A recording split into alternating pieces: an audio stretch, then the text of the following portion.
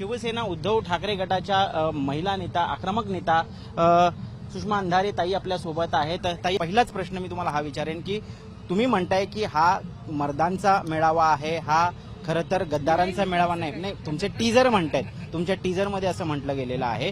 त्यामुळे खरे गद्दार जे आहेत हे त्या बाजूला आहेत, परंतु मुख्यमंत्री एकनाथ शिंदे स्पष्टपणे म्हणतात की खरी गद्दारी तर तुम्ही केली आहे, कारण तुम्ही काँग्रेस आणि राष्ट्रवादीचा हात पकडला। अहो, तुम्हीच उत्तर दिलं बोलताना, तुम्हीच म्हणालात की खरे गद्दार तिकडे आहेत, परंतु ते तसं म्हणतायत। तुमच्या परंतु मध्येच तुमचं उत्तर आहे की तुम्हीच मान्य केलं की गद्दार तिकडे आहेत, मला काही बोलायची गरजच पडली नाही। आता राहिला प्रश्न बाकी गोष्टींचा, तो मला असं वाटतं की कोण गद्दार कोण स्वाभिमानी याची उत्तरं महाराष्ट्राने दिली आहेत आणि म्हणूनच घाबरून हे लोक निवडणुकांना सामोरे जात नाहीयेत। ज्या पद्धतीने मागच्या वर्ष दीड वर्षाचा एकूण कारभार चालू आहे, विकासाच्या जाहिरातीवर खूप खर्च होत आहे, प्रत्यक्ष विकासावर मात्र खर्च होत नाहीये। यांचा खर्च आम्ही कसे प्रामाणिक आहोत हे स्वतःला जस्टिफाय करण्यासाठी जास्त होत आहे आणि त्यात त्यांची एनर्जी जाते आणि हे सगळं बघून माझ्यासारख्या कार्यकर्त्याला फार असं मनोरंजन आणि गमतीदार वाटतंय।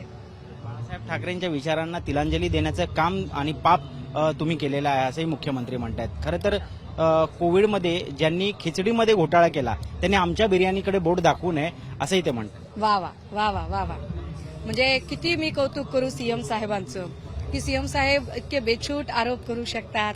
मुळात सीएम साहेबांनी जरा स्वतःकडे जरा बघावं आपल्या कारभाराकडे की ड्रग्ज माफियांचं काय चाललेलं आहे, महिला सुरक्षेचे प्रश्न काय आहेत, कंत्राटी भरतीचे प्रश्न काय आहेत, आरक्षणावरती काय वादे इरादे झालेले होते, तुम्ही पेपर फुटीवरती काय ऍक्शन घेतलेल्या आहेत, आरोग्याच्या प्रश्नांमध्ये एका रात्रीत कोरोना काळामध्येही कधी 24 तासाच्या आत इतके मृत्यू एका दवाखान्यात झाले नव्हते जेवढे मृत्यू आता सीएम साहेबांच्या कारकिर्दीत होत आहेत।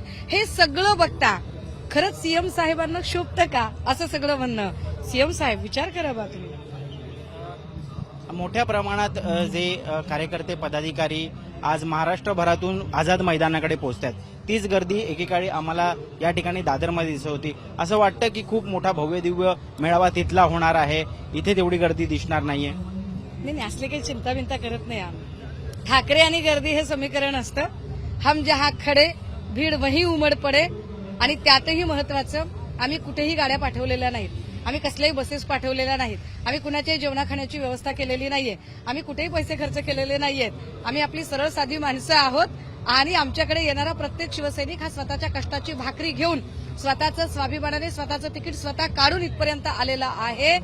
कारण गेल्या अनेक दशकांपासून शिवतीर्थावर जो पारंपरिक दसरा मेळावा होतो, तो पारंपरिक दसरा मेळावा जो वंदनीय बाळासाहेबांच्या विचारांवर चालणाऱ्या सन्मान्य पक्षप्रमुख उद्धव साहेबांच्या उपस्थितीत होत आहे, तो जास्त महत्वाचा आहे। ज्येष्ठ शिवसैनिक उपनेत्या मीना कांबळे यांनी नुकताच एकनाथ शिंदे यांच्या शिवसेनेत प्रवेश केला।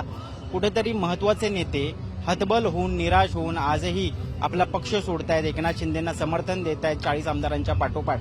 आत्मचिंतन करायची खरंच गरज आहे असं वाटतं? मला नाही वाटत असं काही। प्रत्येकाचा एक आपला चॉईस असतो, संघर्षात कुणी राहायचं आणि सत्तास्थानी कुणी राहायचा ज्याचा त्याचा चॉईस आहे।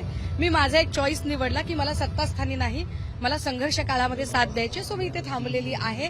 राहिला प्रश्न तुम्ही ज्यांची कुणांची नावं घेताय, मी खरंच 1.5 वर्षात त्यांना भेटलेली नाहीये, सो मला त्यांच्याबद्दल काही फार माहिती नाही। ज्या पद्धतीनं नुकताच कार्यकारिणीचा विस्तार करण्यात आला, सचिवपदी उपनेतेपदी नेतेपदी ज्यांची वर्णी लागलेली आहे, त्यांच्यापेक्षा कितीतरी कर्तबगार आणि अंगावरती लाठ्याखाट्या सोसलेले अनेक केसेस अंगावरती घेतलेले शिवसैनिक आहेत, यांच्यावरती पुन्हा एकदा अन्याय झाल्याची भावना त्या ठिकाणी व्यक्त होताना दिसते। शिवसैनिक खासगीत बोलताना बोलतात, उघडपणे बोलत नसतील, तर कुठेतरी ही पद्धत जी आहे ही बदलायला पाहिजे। मला नाही वाटत की असं काही अन्याय वगैरे आहे, प्रत्येकाला एक जबाबदारी दिलेली आहे आणि त्या जबाबदाऱ्या अजूनही दिल्या जातील आणि काही लोक जर राखीव ठेवले असतील तर कदाचित त्यांच्याकडे अजून काही विशेष महत्वाची जबाबदारी सुद्धा असू शकते।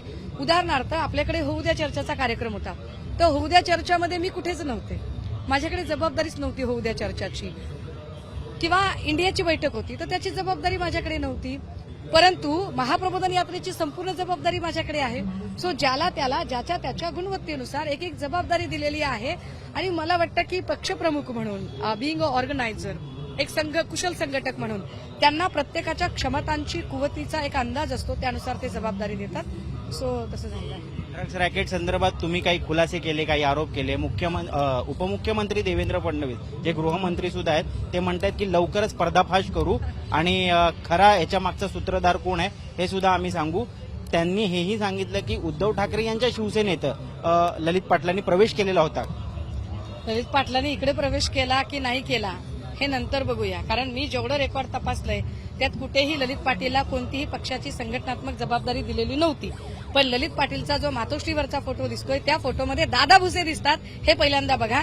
आमच्याकडे एक पद्धत आहे, मातोश्रीवर जो कोणी येतो तो त्या त्या जिल्ह्याच्या मोठ्या नेत्याचा गेटपास घेऊन येत असतो. त्यामुळे नाशिकमधला मोठा नेता कोण, तर दादा भुसे. तर त्या काळात दादा भुसेंच्या सोबत आलेले ललित पाटील आहेत.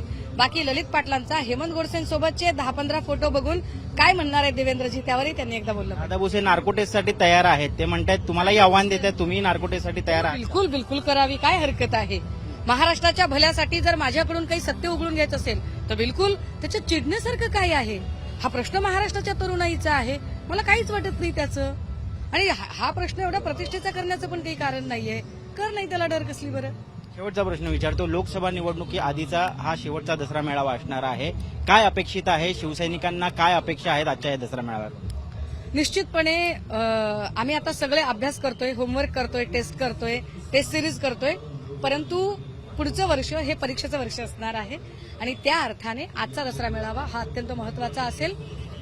मी म्हटलं जसं की रोडमॅप देण्याचा विषय असेल आणि त्यातही महत्वाची गोष्ट अशी की निवडणुकांना घाबरून जे सरकारमध्ये असणारे लोक सातत्याने निवडणुका पुढे ढकलत आहेत त्यांच्या संबंधाने काय नेमका शिवसैनिकांना संदेश द्यायचा. कारण शिवसैनिकांमध्ये सतत ते निवडणुकीची तयारी करतायत पण तारीख पुढे ढकलली जाते. त्यामुळे एक थोडीशी नाही म्हटलं तरी एक मरगळल्यासारखं होतं. ती मरगळ झटकण्यासाठी आजचं भाषण खूप महत्वाचं ठरेल.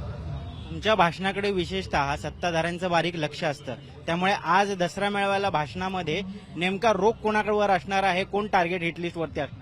लोकाभिमुख प्रश्नांवर माझा जास्त रोख असेल. मी लोकाभिमुख प्रश्नांवर जास्त बोलेन. धन्यवाद सुषमाताई आमच्याशी सविस्तर बातचीत केल्याबद्दल. तर या ठिकाणी आता काही क्षणात, काही वेळातच दसरा मेळाव्याला सुरुवात होणार आहे. उद्धव ठाकरे हे संबोधित करणार आहेत. त्याच्या आधी सर्व नेते मंडळी जे आहेत हे या ठिकाणी दाखल व्हायला सुरुवात झालेली आहे. कॅमेरा पर्सन किरण सपकाळ सोबत मी ऋत्विक भालेकर, मुंबई तक.